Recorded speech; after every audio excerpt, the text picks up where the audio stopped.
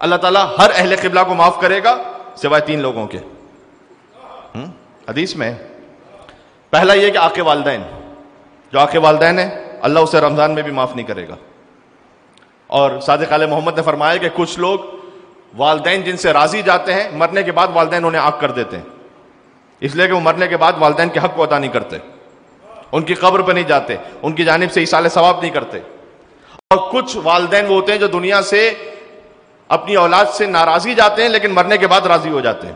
یہ حدیث سنا رہا ہوں آپ کو، اس لیے کہ وہ اپنے ماں باپ کے قرضوں کو ادا کرتے ہیں، ان کی جانب سے نماز پڑھواتے ہیں، روزہ رکھواتے ہیں، ایصال ثواب کرتے ہیں، والدین عالم برزخ سے ان سے راضی ہو جاتے ہیں. تو یہ ایصال ثواب کی جو مجلس تھی میں نے فکر آپ کی خدمت میں پیش کر دیا کہ جن کے والدین دنیا سے رخصت ہو چکے ہیں تو والدین کا حق مرنے کے بعد بھی ختم نہیں ہوتا، جاری و ساری رہتا ہے. یاد رکھیے گا یہ. لہٰذا اگر آپ کو موقع نہ مل سکے کہ آپ مولا کی زیارت پہ مثلاً تشریف لے جائیں تو اللہ سبحانہ و تعالیٰ بار بار سب کو جانا نصیب فرمائے، لیکن آپ یہاں پر جن کے والدین حیات ہیں اللہ سبحانہ و تعالیٰ انہیں عمر نو عطا فرمائے خیر و عافیت کے ساتھ. جن کے ماں باپ گزر چکے ہیں وہ جائیں اپنے والدین کی قبر پر.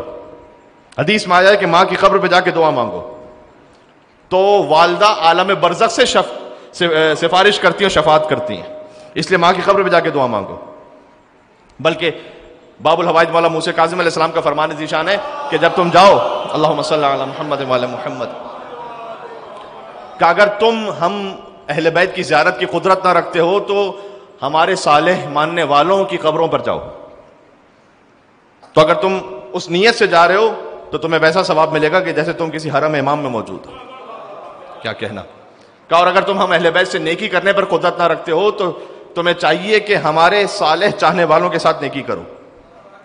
کیوں؟ اس لیے کہ جب آپ کسی مومن کے ساتھ نیکی کر رہے ہیں تو آپ کیوں نیکی کر رہے ہیں؟ وہ اس لیے کہ اس کے دل میں جو ولایت ہے اس کی وجہ سے نیکی کر رہے ہیں. تو در حقیقت یہ آپ کو جوڑ رہی ہے مولا علی کی ولایت سے. بات واضح؟ جی. اس لیے میں جوان ساتھیوں سے بات کر رہا ہوں، بزرگ تو جانتے ہیں، اور جناب محترم مکرم ابرار بھائی انہوں نے جو الفاظ ادا کیے تو یہ ان کے یعنی محبت ہے ان کی، اور انہوں نے ہمیشہ احترام جتنا دیا ہے اور خاص طور پر جو علامہ صاحب سے ایک تعلق رہا اس نسبت سے، تو اللہ سبحانہ و تعالیٰ ان کے برادر کے درجات بلندتر فرمائے، اور واقعاً جو نئے آنے والے جوان ناظمین ہیں ان کے لیے مثال ہے. تو میں اتنا عرض کرنا چاہتا ہوں کہ ہمیں اپنے بزرگوں کو یاد بھی رکھنا چاہیے، اور ان کے احسانات، وہ جو ان کے احسانات ہیں اس بنیاد پر آج ہم لا الہ الا اللہ محمد رسول اللہ علی ولی اللہ کہنے کے قابل ہوئے ہیں. ذہن میں رکھیے گا.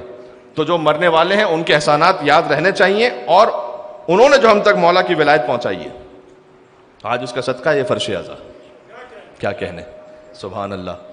حضرت علامہ رشید ترابی صاحب علی اللہ مقامہ، حضرت علامہ طالب جوہری صاحب علی اللہ مقامہ، اور جتنے بزرگان دین و اسلام جنہوں نے خدمت کی، خاص طور پر کراچی کے فرش اعضا کی، ان سب کے بلندی درجات کے لیے یہاں سے وہاں تک مل کر بلندتر صلوات بھیجیں محمد و آل محمد پر.